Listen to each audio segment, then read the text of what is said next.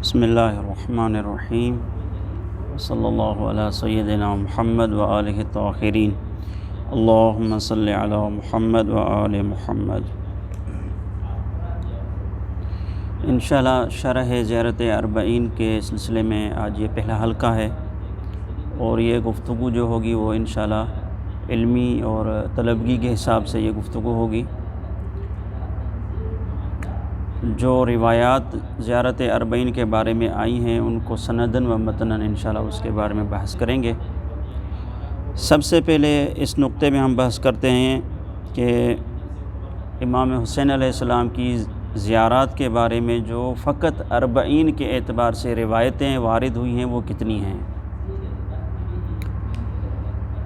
اس بات سے قطع نظر کہ مطلقاً امام حسین علیہ السلام کی زیارات کے بارے میں تو لا تعداد روایتیں ہیں اور صحیح سند ہیں، اور اس میں کسی قسم کا بحث اور اشکال کی ضرورت نہیں ہے، لیکن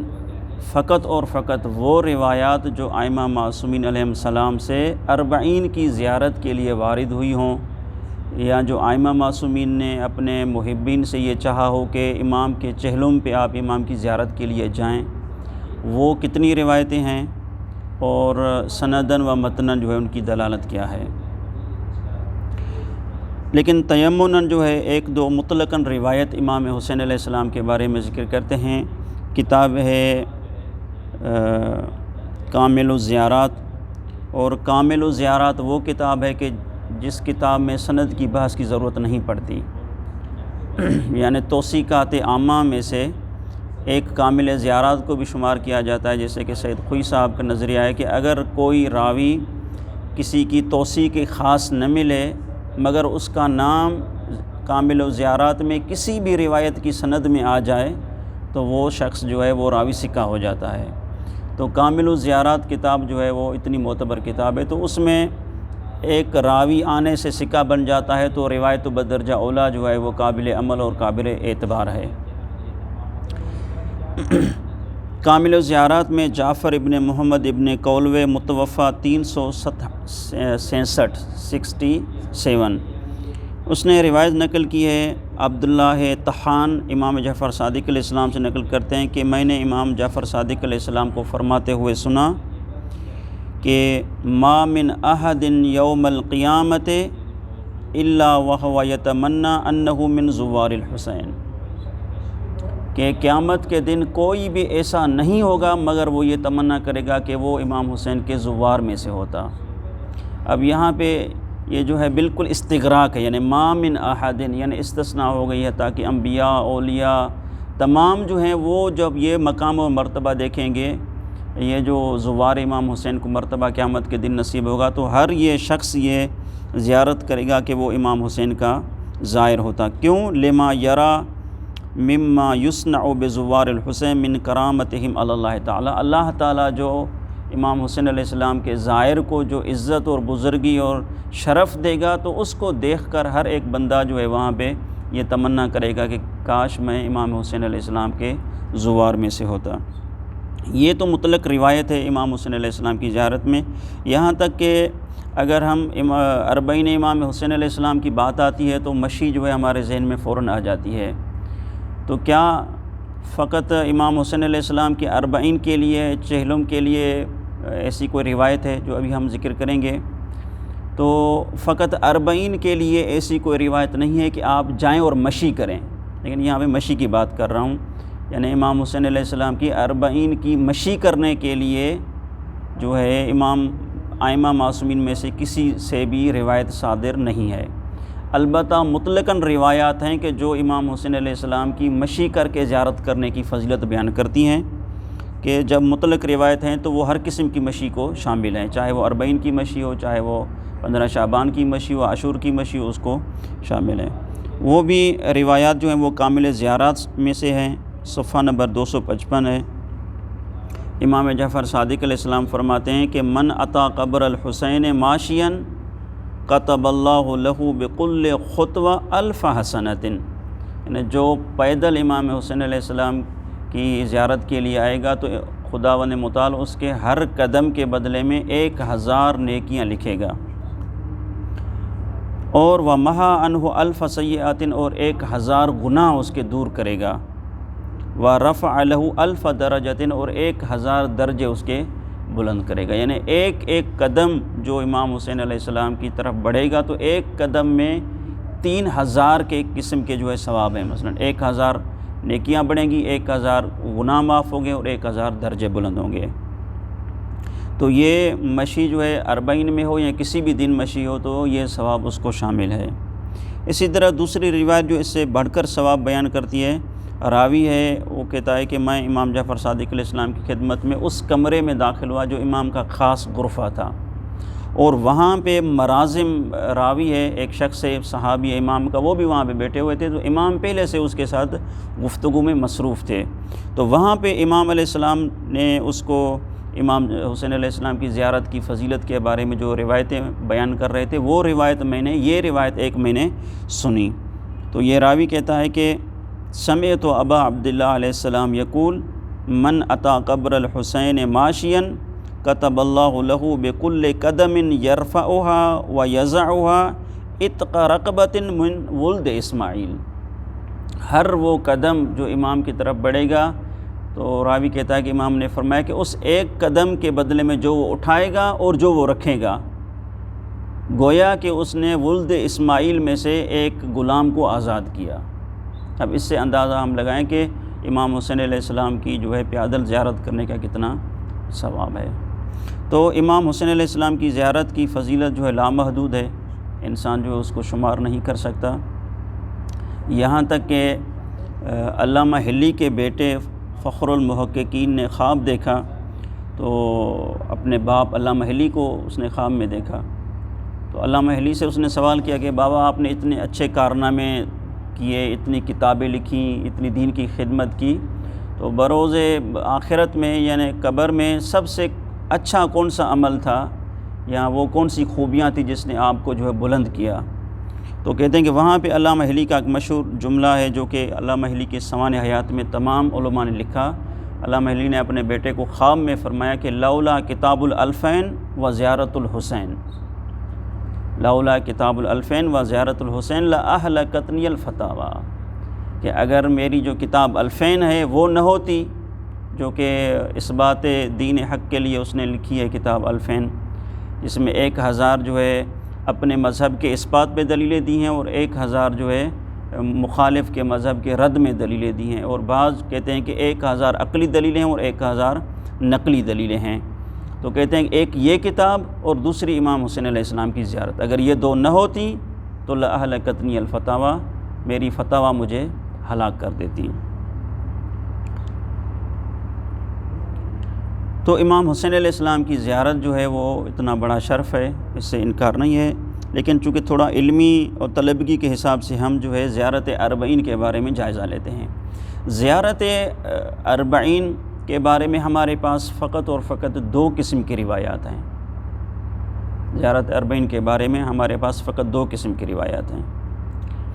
ایک روایت میں یہ بیان کیا گیا ہے جو مشہور ہے، اور یہ روایت شیخ مفید نے سب سے پہلے اپنے کتاب میں المزار الکبیر میں اس کو نقل کیا ہے۔ شیخ مفید متوفہ ہیں 413 ہجری، تاکہ ہم متوفہ بیان کر رہے ہیں تاکہ اندازہ لگ سکے کہ جو ہے پہلے کون سا عالم ہے اور بعد میں کون سا عالم ہے، ٹھیک ہے۔ تو شیخ مفید نے اپنے کتاب مناسک مزار میں باب 23 اور وہاں پہ اس نے باب ذکر کیا ہے، باب فضل زیارت ال40۔ اس باب کے صفحے نمبر 61 پہ اس نے ایک ہی روایت کو ذکر کیا ہے، یعنی باب ہے، عنوان اوپر باب دیا ہے، باب فضل زیارت ال40 امام حسین علیہ السلام، لیکن وہاں پہ ایک ہی روایت کو ذکر کیا ہے۔ وہ روایت کیا ہے؟ وہ روایت یہ ہے کہ رویہ عن ابی محمد الحسن العسکری علیہ الصلوۃ والسلام، کہ امام حسن عسکری علیہ السلام سے روایت کی گئی ہے، مجہول کا صیغہ رویہ، روایت کی گئی ہے۔ دیکھیں یہاں پہ یہ جو روایت ہے سب سے پہلے شیخ مفید نے ذکر کی، اس کے بعد جو ہے شیخ طوسی نے اپنی کتابوں میں ذکر کی، اور شیخ طوسی متوفہ ہیں 460 کے، یعنی شیخ طوسی کے بعد ہیں، تو شاید شیخ طوسی نے بھی اسی سے جو ہے شیخ مفید سے روایت لی ہے۔ شیخ طوسی نے بھی جب نقل کیا ہے تو بالکل یہی الفاظ ہیں، رویہ عن ابی الحسن العسکری۔ تو یہاں پہ یہ جو ایک روایت ہے امام حسین علیہ السلام کی چہلم کی زیارت کے لیے، اس روایت میں سنداً یہ مشکل ہے کہ اس کی سند ہی نہیں ہے، یعنی سند ہی نہیں ہے۔ جب ہم جو ہے وہ راوی ہوتے ہیں، ہم راویوں سے بحث کریں کہ بھائی راوی سکہ ہیں، غیر سکہ ہیں، اصل یہاں پہ راوی ہے ہی نہیں، ڈائریکٹ جو ہے وہ امام سے نقل کیا جا رہا ہے، رویان امام الحسن العسکری۔ اب شیخ مفید تو امام حسن عسکری کے زمانے کے نہیں ہے، کم از کم ایک دو بندہ ہونا چاہیے درمیان میں، چونکہ امام حسن عسکری علیہ السلام جو ہیں وہ متوفی ہیں 260 کے، یعنی اتنا ہو کہ شیخ مفید بلوغ تک پہنچ جائیں اور پھر ایک بندہ بیچ میں واسطہ ہو جو امام سے نقل کرے، یا دو بندے بنے جو وہ حساب انسان لگائے کہ جس کی عمر جو ہے وہ 260 کے بعد وہ متوفی ہو، ٹھیک ہے نا۔ تو یہ روایت جو ہے سندن اس کی روایت نہیں ہے، اس کو شیخ مفید نے نقل کیا۔ شیخ طوسی نے ذکر کیا کہ تہذیب الاحکام جلد نمبر 6 اور صفحہ نمبر جو ہے 52 میں اس کو نقل کیا ہے۔ روایت یہ ہے کہ انہو قال علامت المؤمن خمسن، کہ مومن کی 5 نشانیاں ہیں۔ پہلی مومن کی نشانی یہ ہے کہ صلاۃ و 51 کہ 51 رکعات نماز پڑھیں، ٹھیک ہے، یعنی واجب نماز اور مستحب جو نمازوں کی تعداد کو ہم شمار کریں گے تو 51 رکعات بنتی ہیں۔ اور دوسری جو یہ ہے کہ وہ زیارت الاربعین، اور دوسری مومن کی نشانی یہ ہے کہ وہ زیارت 40 کرے، ٹھیک ہے۔ اب یہ جو ہے یہاں پہ بعض یہ شبہ آج کل کے زمانے میں پیدا ہوا ہے وہابیوں کی طرف سے کہ بھئی یہاں پہ تو 40 زیارت الاربعین سے مراد ہے کہ زیارت الاربعین مؤمنن،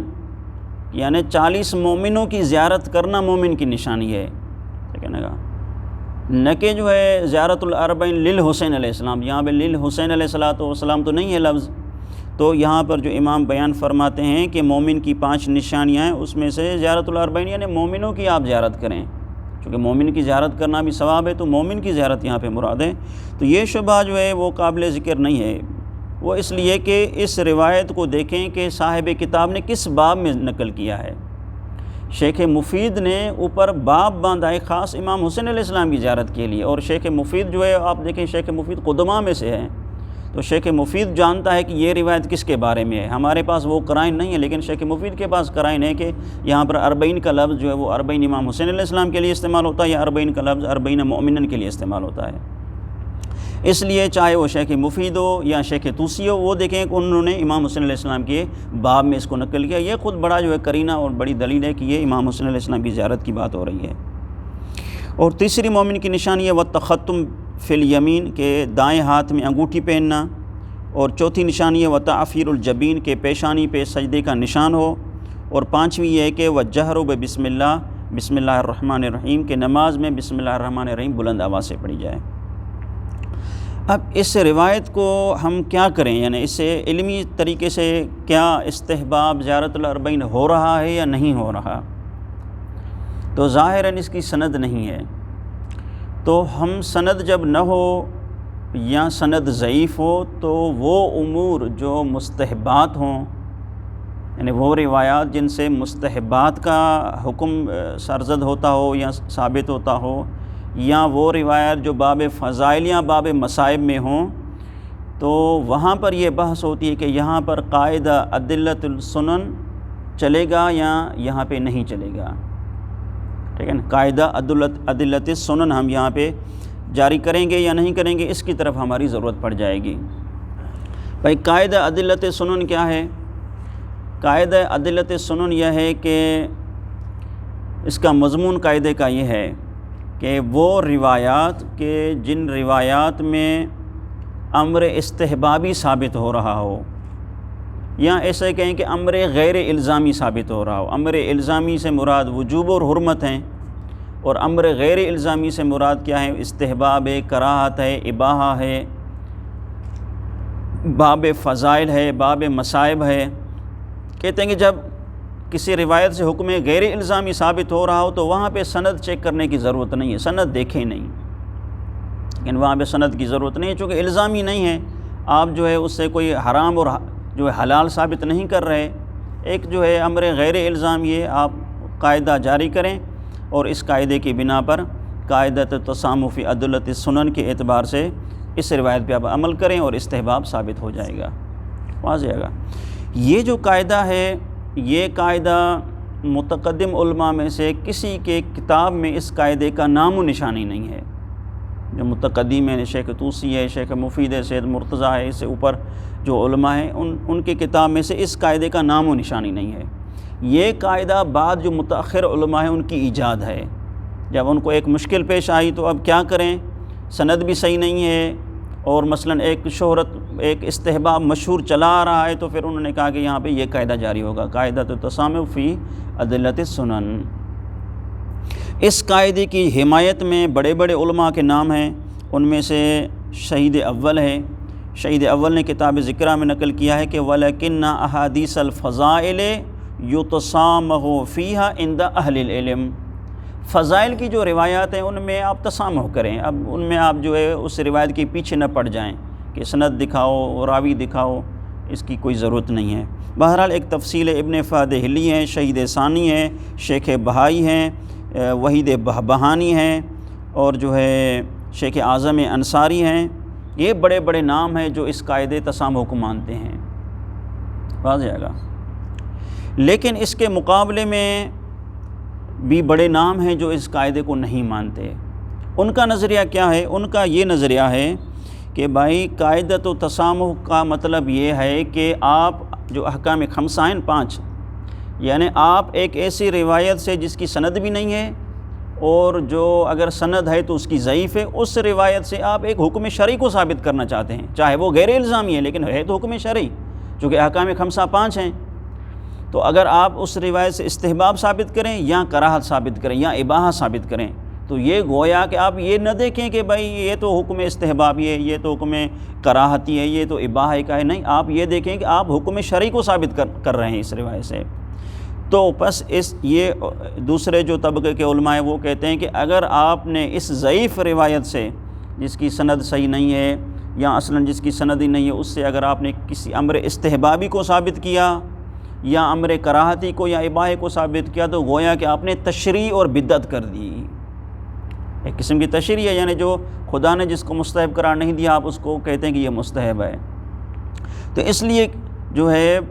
بڑے نام ہیں اور متأخر جو موجودہ معاصر علماء ہیں ان میں سے اکثریت جو ہے وہ اس قاعدے تسامح کو نہیں مانتی۔ اولاً یہ کہ بھائی اس قاعدے کا جو ہے قدماء میں اس کا نام و نشان نہیں ہے، اس کی کوئی حیثیت اتنی نہیں ہے، اور دوسری یہ دلیل بھی ہے کہ ہمیں تشریع لازم آ رہی ہے یہاں پہ، ٹھیک ہے نا۔ جیسے کہ اس میں بھی بڑے نام ہیں، فقط ایک دو کی عبارت پڑھوں گا۔ دوسرے نام جو ہے سید محمد عاملی ہے، سید شیخ مامکانی ہیں، اور جو ہے یوسف بحرانی ہیں صاحب ہدایق ناظرہ، اور سید محسن الحکیم۔ سید خوئی صاحب سے، آغا خوئی صاحب سے پہلے جو تھے سید محسن الحکیم، اس نے مستمسک عروۃ الوثقیٰ میں یہ عبارت لکھی کہ وَأَمَّا قَاعِدَةُ التَّسَامُحِ فِي أَدِلَّةِ السُّنَنِ فَغَيْرُ ثَابِتَةٍ، یہ قاعدہ ثابت نہیں ہے، ٹھیک ہے۔ سید خوئی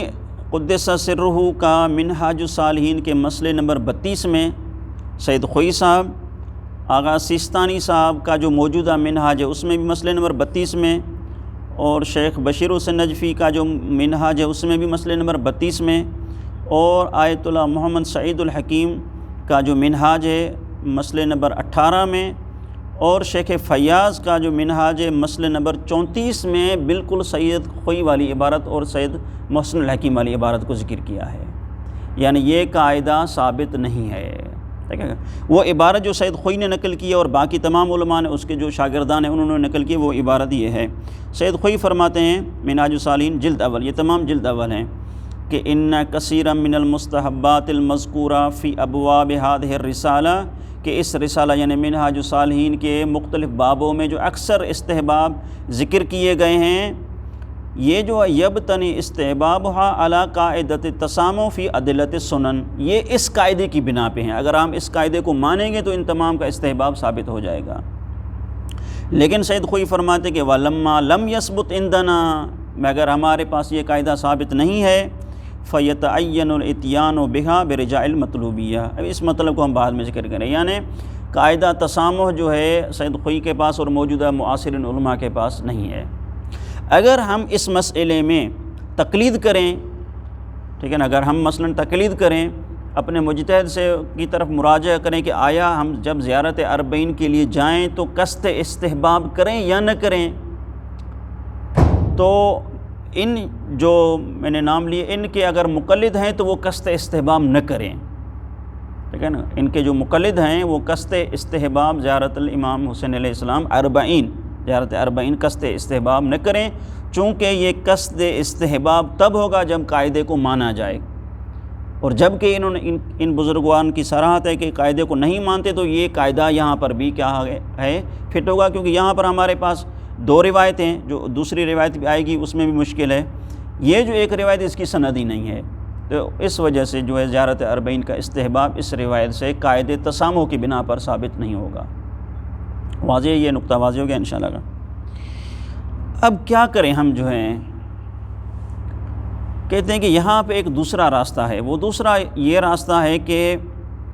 دوسرا ایک قاعدہ ہے قاعدہ منبلغ یا روایات منبلغ۔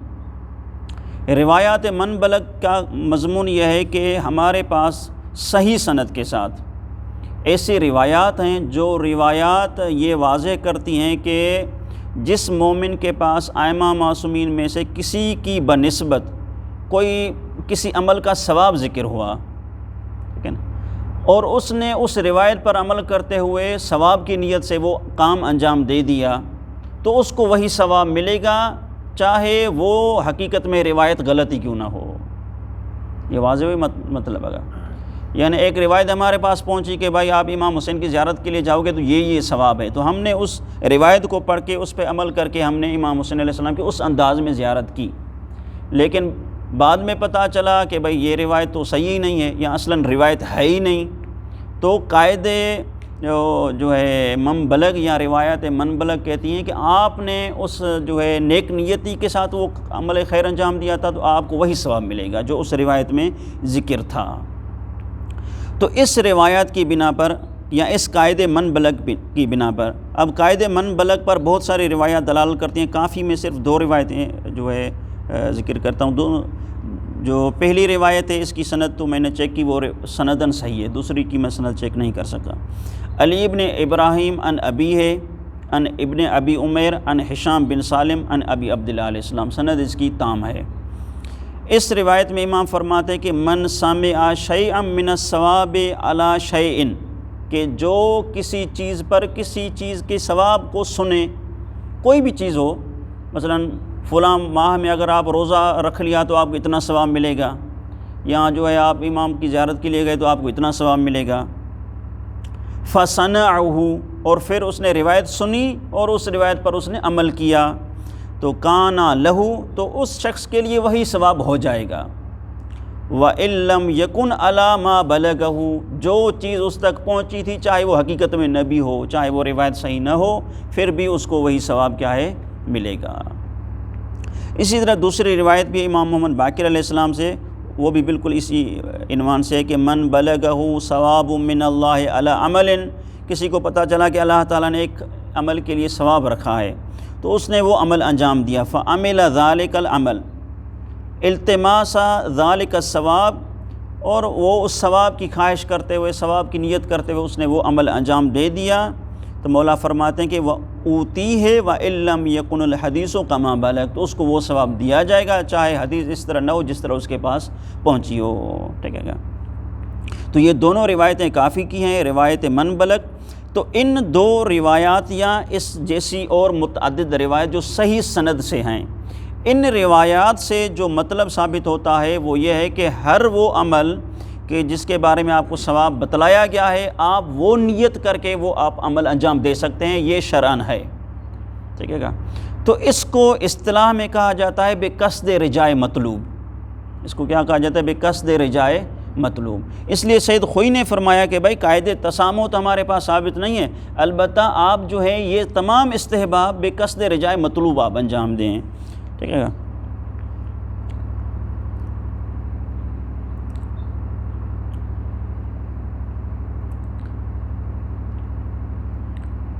فَيَتَعَيَّنُ الْإِتْيَانُ بِهَا بِرِجَاءِ الْمَطْلُوبِ، یہ سید خوئی صاحب کے جملے ہیں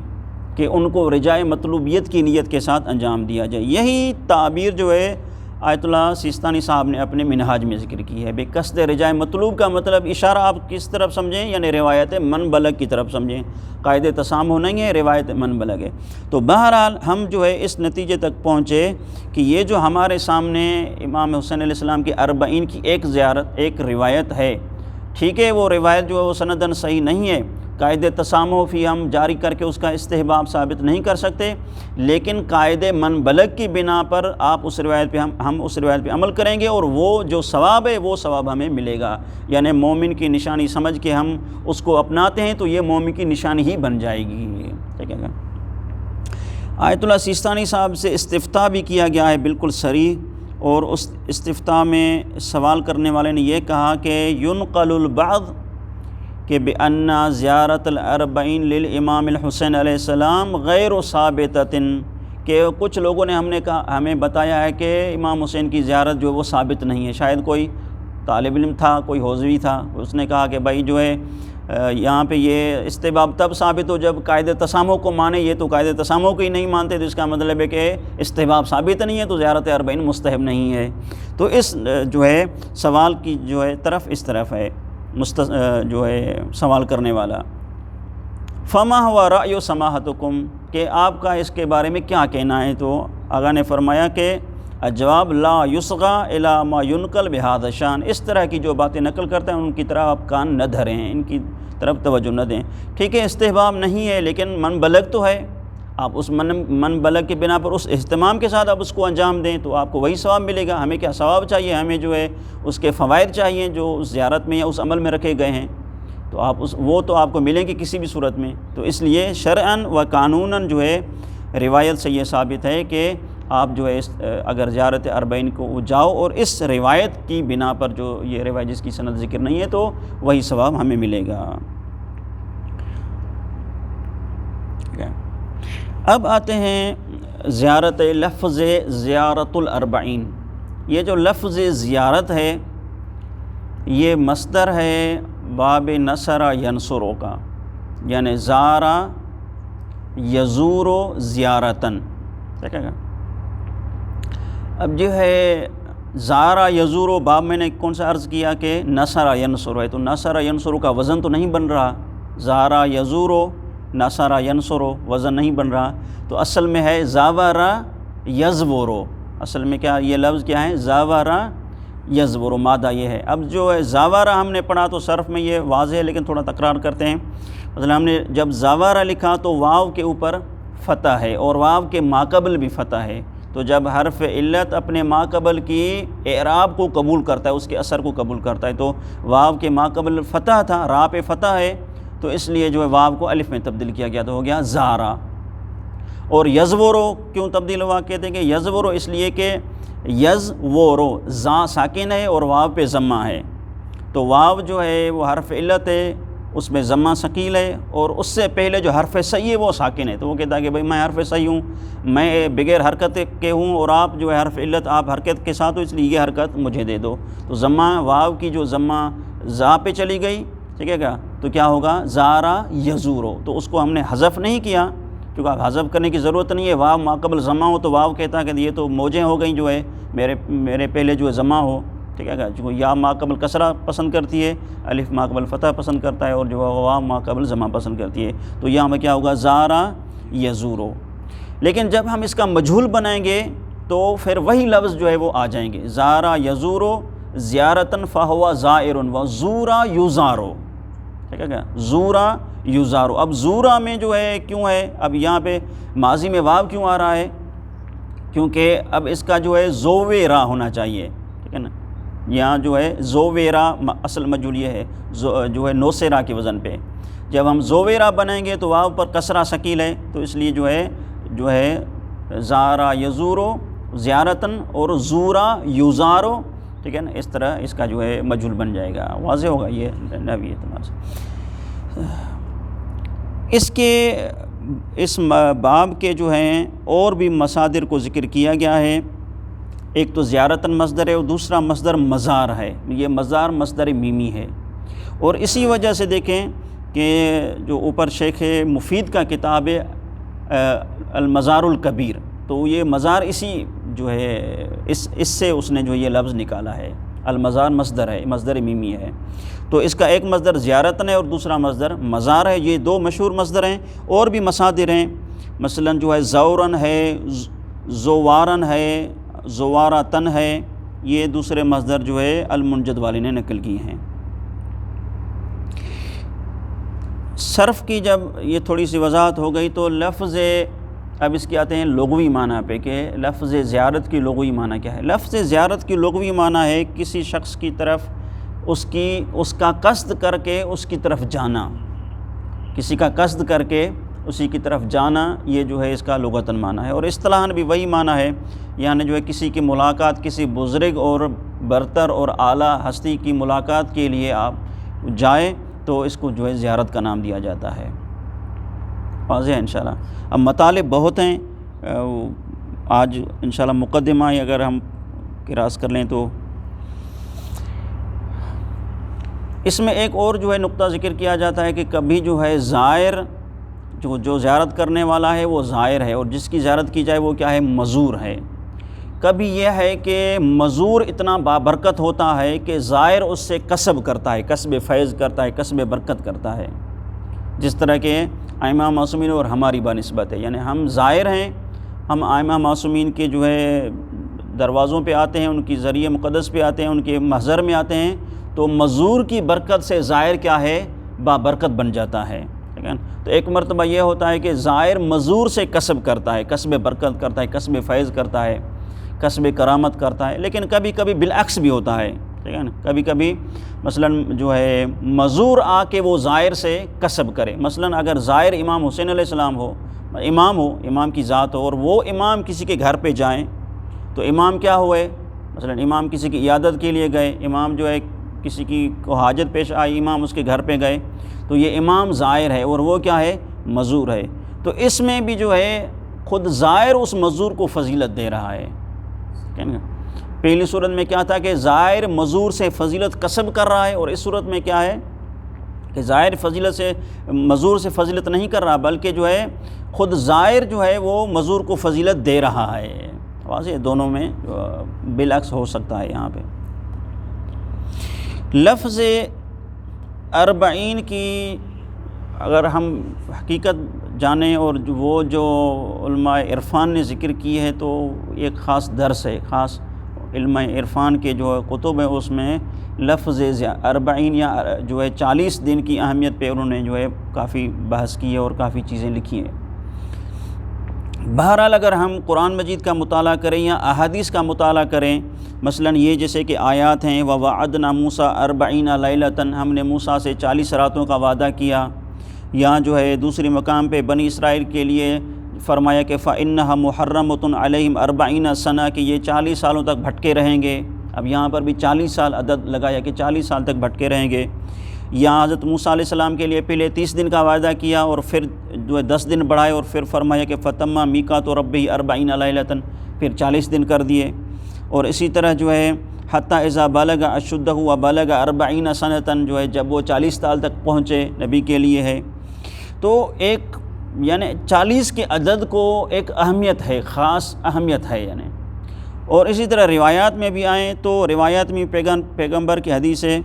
صلی اللہ علیہ وآلہ وسلم، کتاب خصال میں یہ حدیث ہے، جلد نمبر 2 صفحہ نمبر 543 کہ من حفظ من امتی 40 حدیثاً، کہ میری امت میں سے جو 40 حدیثوں کو یاد کرے گا تو اس کے لیے نبیوں، اوصیاء اور شہداء جیسا ثواب ہے۔ تو یہاں پر بھی لفظ 40 کو کیا ہے، حیثیت اور اہمیت دی گئی ہے۔ اسی طرح دوسری روایت میں ہے کہ من اخلص عبدا للہ عز وجل 40 صباحا، کہ جو بندہ اللہ تعالیٰ کے لیے 40 دنوں تک جو ہے اخلاص کرے تو اس کے لیے بھی خداوند متعال اس کے دل سے اس کی زبان کی طرف جو ہے حکمت کے چشموں کو جاری کرے گا۔ تو یہ 2 روایات اور اوپر کی 4 آیات بالکل اختصار کے ساتھ یہ ہمیں اس مطلب کی طرف رہنمائی کرتی ہیں کہ لفظ 40 جو ہے وہ اہمیت رکھتا ہے۔ اس کا ایک فلسفہ یہ ذکر کیا گیا ہے کہ وہ اس لیے کہ انسان کی جو نفسیات ہے یا انسان کی جو بناوٹ ہے، انسان کے جو اندر میں احساسات ہیں، وہ احساسات اور خواہشات کنورٹ ہونے میں یا تبدیل ہونے میں، تاکہ وہ بالکل تبدیل ہو جائے، اس کو 40 دن کی مدت جو ہے وہ 40 دن کا فاصلہ لگتا ہے۔ یعنی ایک گناہگار بندہ ہے، اگر وہ خالصتاً خدا کے لیے 40 دن جو ہے ریاضت کرے گا تو وہ گناہ کا اثر جو ہے ختم ہو جائے گا، اور وہ جو ہے تقوی و پرہیزگاری کا اثر شروع ہو جائے گا۔ تو یہ 40 کا عدد اس اعتبار سے کہ انسان کی شخصیت جو ہے وہ کنورٹ کرنے کے لیے، انسان کی جو ہے وہ اندر میں عادات تبدیل کرنے کے لیے 40 کا عدد جو ہے رکھا گیا ہے، جس طرح کے روایات اور احادیث میں بھی اس کا بیان ہے۔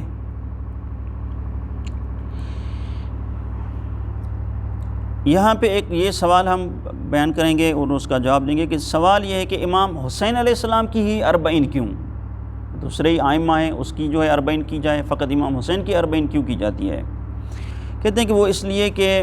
امام حسین علیہ السلام کی 40 کرنا جو ہے وہ بغیر کسی غیر معقول یا ایک عمل جو ہے غیر منطقی عمل نہیں ہے، بلکہ ایک منطقی عمل ہے۔ وہ اس لیے کہ تاریخ کی کتب میں ہمیں یہ ملتا ہے کہ جب شام سے شہداء کے سر مبارک جب جو ہے قافلے کو دیے گئے اور قافلے کو رہا کیا گیا، اور وہ قافلہ جو ہے کچھ حوالے کے اعتبار سے کہ وہ قافلہ شام سے سیدھا جو ہے وہ کربلا کی طرف آیا، اور اس نے اپنے قافلے والوں کے سالار کو کہا کہ ہمیں جو ہے کربلا کی طرف لے کے جاؤ، اور پھر وہاں پہ اس کے بعد ہم مدینہ جائیں گے۔ تو وہ جو سر مبارک جو ملے تھے اس قافلے کو، وہ سیدھا جو ہے کربلا میں لے کے آئے گئے، اور جس دن کربلا میں پہنچے تو وہ دن 20 صفر کا دن تھا، اور 20 صفر کو جو وہ جسد خاکی جو بغیر سر کے تھے ان کے ساتھ سروں کو ملایا گیا، تو ایک قسم کا یعنی دوبارہ ایک کربلا جو ہے برپا ہو گئی۔ جو ہے 10 محرم کو بھی کربلا ہوئی تھی، وہاں پہ جو ظلم ہوا تھا، لیکن جب اہل بیت نے اپنے ہاتھوں سے دوبارہ جو ہے قبروں کو کھود کے ان کے سروں کو ملایا تو ایک قسم کی قیامت صغریٰ کا ماحول بن گیا، اور اہل بیت علیہ السلام کے لیے ایک غم کا ماحول ہے، ایک بڑی مصیبت کا ہے۔ اس لیے جو ہے اور وہ اتفاق سے جو ہے وہ دن 20 صفر کا دن تھا، اور 20 صفر جو امام کی شہادت کے بعد 40 دن بنتا ہے، تو اس لیے ایک قسم جس طرح کہ ہم عاشور مناتے ہیں امام کی مصیبت ہے، اسی طرح ہم سفر بھی 20 صفر بھی اس لیے مناتے ہیں کہ امام حسین کی مصیبت ہے یا باقی شہداء کی مصیبت کا دن ہے۔ تو یہ غیر منطقی اور جو اس طرح نہیں ہے۔ اس میں جن تاریخ والوں نے یہ نقل کیا ہے کہ یہ قافلہ کربلا کی طرف آیا اور کربلا میں سروں کو دفنایا گیا، ان میں جو ہے ابن شہر آشوب نے اپنی کتاب مناقب میں جلد نمبر 4 اور صفحہ نمبر 77 میں نقل کیا ہے۔ اس نے نقل کیا ہے کہ ان رأس الحسین علیہ السلام رد علی بکربلا من الشام و ضم علیہ، کہ امام حسین علیہ السلام کا سر مبارک شام سے پلٹایا گیا اور جو ہے وہاں پر جسد خاکی کے ساتھ ملایا گیا۔ تاریخ حبیب سیر اس نے بھی نقل کیا ہے کہ انا یزید ابن معاویہ لعنۃ اللہ علیہ سلم رؤوس الشہداء الی علی بن الحسین، امام حسین علیہ السلام کو وہ سر مبارک دیے اور پھر فالحقها بالابدان الطاہرہ یوم العشرین من صفر،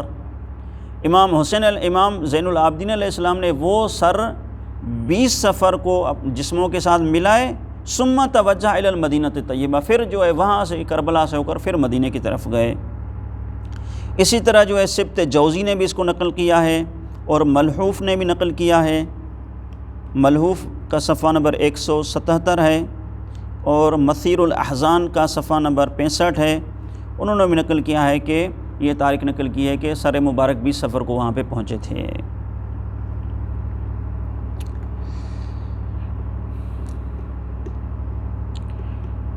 دوسرا یہ سوال ہے یہاں پہ آگا کہ زیارت 40 فقط مومن کی یہ نشانی کیوں قرار دی گئی ہے؟ دوسرے بھی عمل ہیں، اگر بھائی یہ اس طرح ہوتا کہ حج مومن کی نشانی ہے، جہاد مومن کی نشانی ہے، فقط یہ جو روایت کی بنا پر جو اوپر روایت امام حسن عسکری علیہ السلام سے منقول ہے، اس روایت میں فقط زیارت 40 کو کیوں جو ہے قرار دیا گیا ہے کہ یہ مومن کی نشانیوں میں سے ہے؟ اس کا فلسفہ یہ ہے کہ یہ جو 5 عمل ہیں، یہ 5 کے 5 عمل مختصات شیعہ میں سے ہیں۔ باقی جو اعمال ہم دیکھیں گے تو ان میں اکثر عمل وہ ہیں کہ دوسرے مسلمان ہمارے ساتھ شریک ہیں، چاہے وہ حج ہو، نماز ہو، روزہ ہو، جہاد ہو، سارے شریک ہیں۔ تو وہ مختصات مومن تو نہیں بن سکتی، وہ مومن کی نشانیاں تو نہیں بن سکتی۔ اگر کہا جائے کہ بھئی یہ مومن کی نشانی ہے تو وہ تو اس میں بھی نشانی پائی جاتی ہے۔ تو اس لیے یہ جو 5 امام فرماتے ہیں کہ مومن کی 5 نشانیاں ہیں، ان میں سے جو پہلی امام نے ذکر کی کہ صلاۃ 51 رکعتاً، کہ 51 رکعت دن میں پڑھنا یہ مومن کی نشانی ہے، تو وہ اس لیے کہ اہل سنت کے ہاں ہر روز 51 رکعت نہیں بنتی، ان کے ہاں جو واجب وہی 17 رکعتیں ہیں، لیکن مستحب رکعتوں کی تعداد میں ان کے درمیان میں اختلاف ہے۔ بعض کہتے ہیں کہ جو ہے، جیسے کہ وہ عبارت میں نقل کرتا ہوں،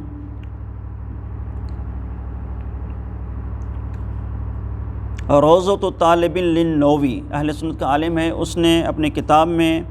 جو ہے روضۃ الطالبین میں جلد نمبر 1 اور صفحہ نمبر 429 میں لکھا ہے کہ فاختلف الاصحاب فی عددها، کہ ہمارے علماء نے استحباب یعنی مستحب رکعتوں کی تعداد میں اختلاف کیا ہے کہ مستحب کتنی رکعتیں ہیں۔ فقال الاکثرون 10 رکعات، اکثر نے کہا کہ 10 رکعتیں ہیں، تو 17 اور 10 ملائیں گے تو کتنی ہو جائیں گی؟ 27 ہو جائیں گی، اور بھی اس میں حوالے ہیں۔ بہرحال تو یہ پہلا مختصات ہے، یعنی 51 رکعت جو ہے مختصات شیعہ میں سے ہے۔ اور اسی طرح جو دوسری ہے زیارت اربعین، تو زیارت اربعین کو اس لیے قرار دیا گیا ہے کہ وہ امام حسین کی زیارت کرنا یہ بھی مختصات شیعہ میں سے بن جائے، یہ مومن کی نشانی بن جائے، ٹھیک ہے۔ یہ دوسرا عمل مثلا حج اور عمرے کو اس لیے نہیں قرار دیا گیا کہ حج عمرے میں دوسرے بھی جو ہے شریک ہوتے ہیں مسلمان، اس لیے امام فقط وہ عمل بتانا چاہتے ہیں کہ جو مختصات شیعہ میں سے ہو، جس کو فقط مومن اور شیعہ ہی انجام دے سکے۔ اور تیسری جو نشانی ہے والتختم فی الیمین، یہ بھی مختصات شیعہ میں سے سب سے شیعوں سے پہلے شروع ہے۔ اگر بعد میں کوئی جو ہے متاثر ہو کے اہل سنت والا پہنے تو وہ الگ بات ہے، لیکن اصل میں یہ مختصات شیعوں میں سے اور شیعوں کی نشانی شمار کی جاتی تھی۔ وتعفیر الجبین، اور پیشانی پہ سجدے کا نشان بھی یہ جو ہے شیعوں کی علامت ہے، وہ اس اعتبار سے کہ یہاں پہ ہے جبین کہتے ہیں کہ پیشانی کو، یعنی اگرچہ جو دوسرے مسلمان ہیں ان پر بھی سجدوں کے نشان ہوتے ہیں، لیکن ان کے سجدوں کے نشان اور ہمارے سجدوں کے نشان میں دن رات کا فرق ہے، کیونکہ وہ سجدہ خاک شفا پہ نہیں کرتے، اس لیے ان کا نشان سر پہ ہوتا ہے، تقریباً بال اگنے کی جگہ، ٹھیک ہے نا، بال اگنے کی جگہ کے قریب جو ہے ان کا سجدے کا نشان ہوتا ہے، لیکن جو مومن ہے ان کا نشان جو ہے پیشانی پہ بالکل بنتا ہے۔ تو اس لیے جو روایت میں یہ ذکر کیا گیا ہے وتعفیر الجبین، کہ مومن کی نشانی یہ ہے کہ اس کی پیشانی پہ، نہ کہ سر پہ، پیشانی پہ سجدے کا نشان ہو، چونکہ وہ خاک شفا کو استعمال کرے گا تو خاک شفا استعمال کرنے والا مومن جو اس کا نشان اس مسلمان کی نشان سے مختلف ہوگا کہ جو خاک شفا کو استعمال نہیں کرتا، اس لیے بھی اس کو مختصات شیعہ میں سے قرار دیا گیا۔ اور والجہر بسم اللہ الرحمن الرحیم، اور بسم اللہ الرحمن الرحیم، اور یہ فقہی مسئلہ ہے کہ اہل سنت والے جو ہے اس کو آہستہ پڑھتے ہیں، تو مومن کی یہ نشانی قرار دی گئی تاکہ مومن دوسرے سے نمایاں ہو جائے کہ وہ بسم اللہ الرحمن الرحیم کو آواز کے ساتھ پڑھا جائے۔ حتیٰ کہ وہ نمازیں ہمارے ہاں کے جو نمازیں آہستہ پڑھی جاتی ہیں وہاں پر بھی حکم ہے کہ آپ بسم اللہ کو آواز سے پڑھیں، تو کوئی حرج نہیں ہے، ٹھیک ہے۔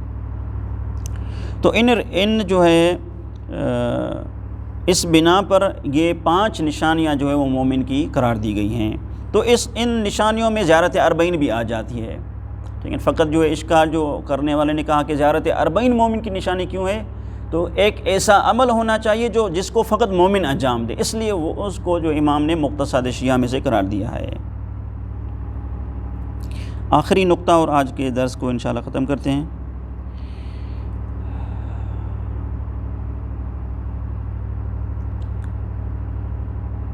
اس کو کل پر رکھتے ہیں، یہ پھر پورا کرنا پڑے گا۔ صلی اللہ علیہ سیدنا محمد و آلہ الطاہرین۔